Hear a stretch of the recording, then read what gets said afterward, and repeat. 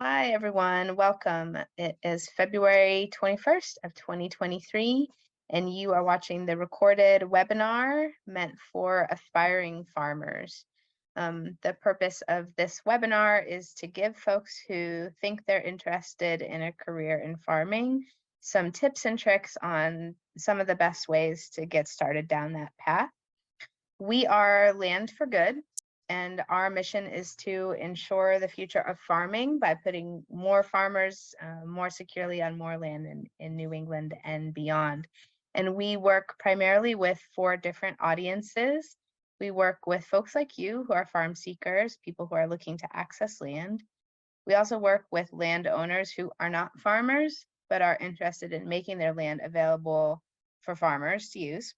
We work with retiring farmers who are interested in trying to create a succession and transfer plan. And then we also work with service providers and communities in the service of our mission. Today I'm here with our Maine Field Agent, Eliza, and she and I are going to chat a bit about some of the questions that often come up for farm seekers, especially aspiring farmers. So this is Eliza, everybody. Eliza, please say hi. Hi, everyone. So you're the field agent up in Maine. Can you tell us a little bit about what that means, what you do, how you help people who are looking for farmland? Yeah, definitely. So I work in Maine. So I work with those four groups that you mentioned, Rachel, landowners, farm seekers, farmers looking to make a transition plan, and also community groups and service providers. So what that looks like most of the time is people reaching out to me who are looking to find farmland, or they're looking to lease out a portion of their land, or they're looking to transition away from farming. And I provide them with resources and support to help them through those processes.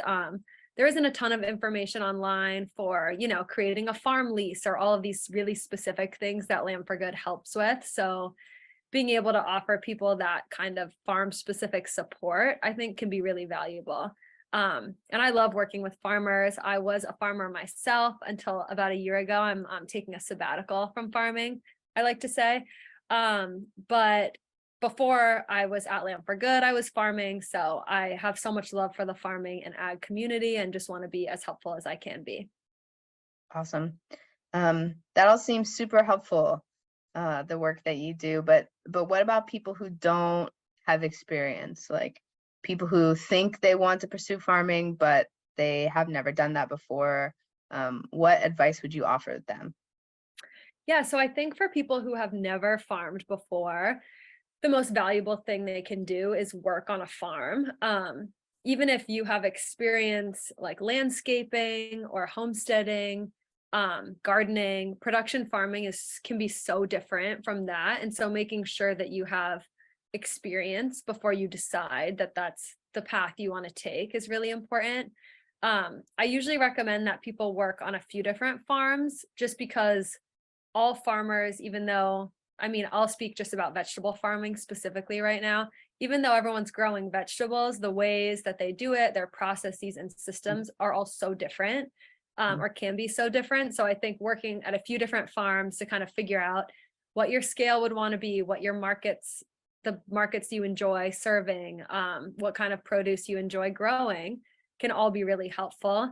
And I think a lot of people, farming's a lifestyle, and it's a job. So making sure that you enjoy both of those things together before starting your own operation can be really important. And also if you're looking to run a production farm or access land, I usually recommend that people have at least 1 year experience having their own numbers. So that can look like managing an enterprise at the farm you're working at, like maybe you're in charge of basil, so you're the one who's managing the seeding, the harvest, creating a budget, figuring out the best harvest techniques, all of that, just so you have numbers to go with and create a business plan from, I think can be really helpful. So what's so different between like production farming and gardening, or production farming and homesteading? Like why aren't my skills transferable if I've been That's a homesteading great forever? question. Yeah, Rachel. I mean, I'm sure I know your homestead is so beautiful and your bees are probably so happy all the time, but it's really different when you're trying to make a profit, and especially Mhm. in a sector like farming. I'm speaking specifically of like about New England diversified vegetables. The margins can be pretty slim depending on so many factors that are outside of your control. So weather, supplies, labor, all of that can sometimes create really big costs. And so it can be a lot more stressful than homesteading, especially if the amount of work you're putting in, if that's your sole job.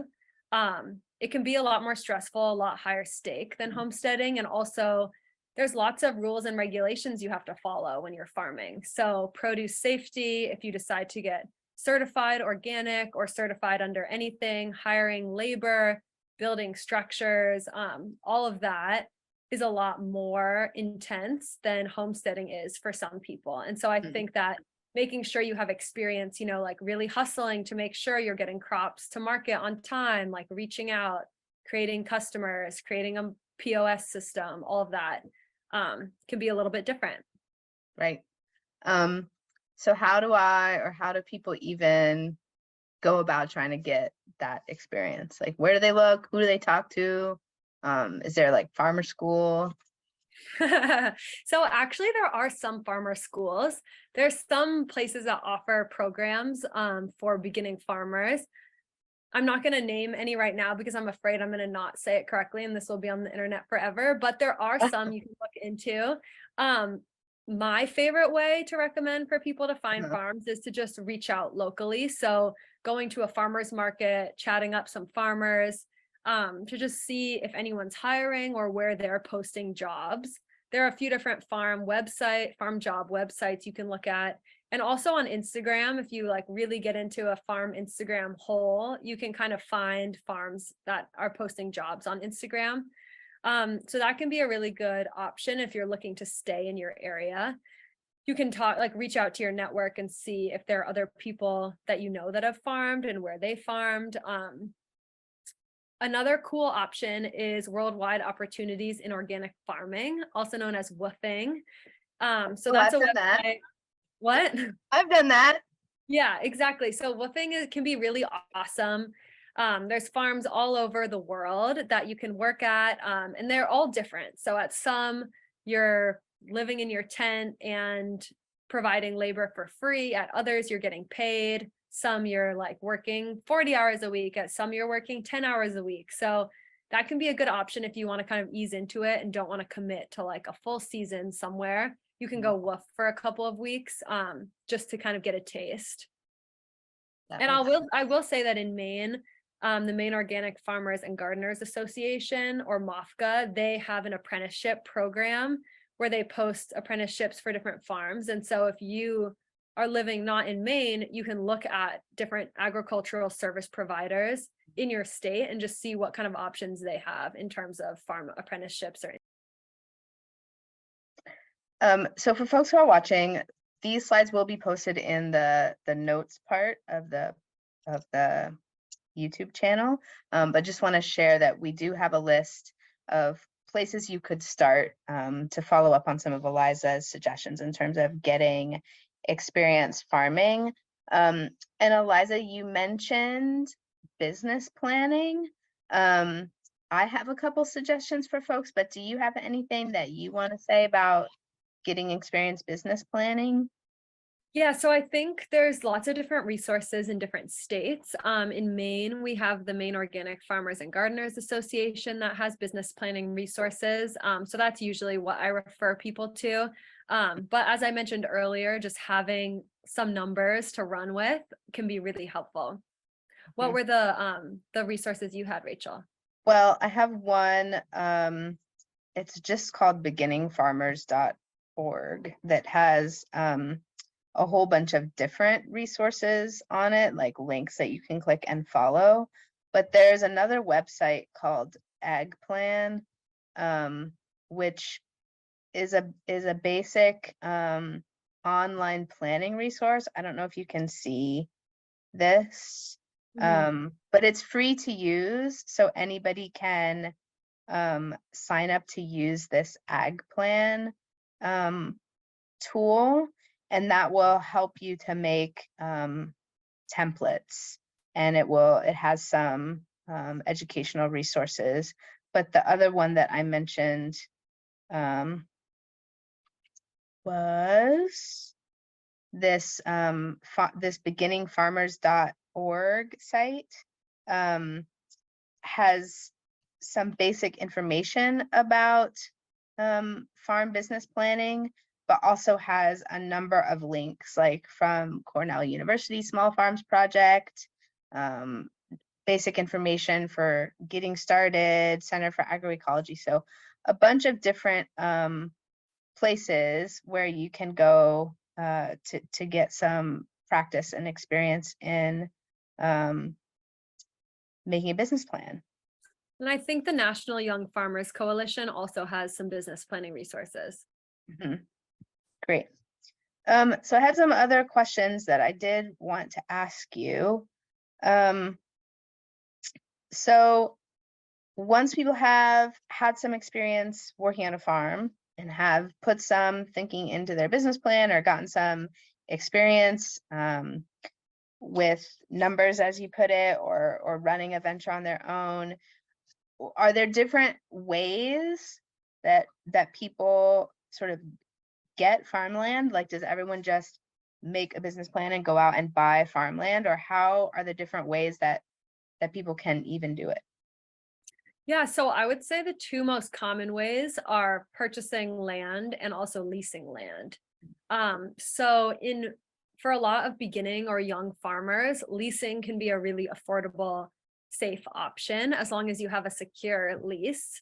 You can go to landforgood.org to get some help with that. But anyways, so owning land is obviously great for a lot of reasons, but when you're starting out, if you don't necessarily have your business plan dialed, you aren't sure you want to commit to farming in the long term, or you just can't afford to purchase like a piece of property, especially in New England.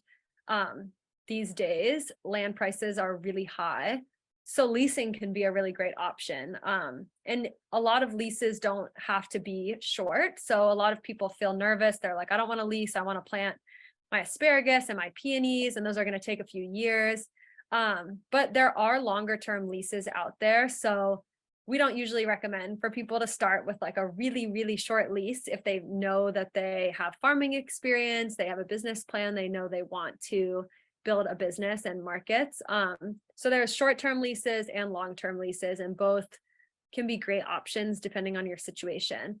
One other way that people access land is communally. So there are a few different communal land projects in New England where people are accessing land together, which is really awesome. And that also usually is in the form of a farm lease. Got it. Well, before we go, do you have additional advice or wisdom to offer to our aspiring farmers? What should they do as soon as they get off this webinar? I think the best thing you can do is have experience working on a farm. So I think just figuring out what sector of farming is most interesting to you. Is it livestock? Is it vegetables? Is it flowers? Is it herbs? There's so many options. And just finding a farm in your area, reaching out, even just to chat with the farmer or volunteering at that farm, I think can be a great first step. Awesome. Thanks. And we do want to hear from folks. So before you go, or as soon as you're done, we want to hear from you. If you could check out this link that I'm showing you on the screen, you can either follow the URL or you can use your phone to use the QR code. We want to hear from you about how this webinar went for you and what additional questions you might have. And then, of course, you can reach out to us at any time. Our email address is info@landforgood.org, and you can find all of our resources. We have a specific to farm seekers, a whole section of resources on our website, landforgood.org, that you might find helpful. So thanks very much for watching, everybody, and we hope you'll be in touch. Thanks, Eliza. Yeah, thanks, Rachel.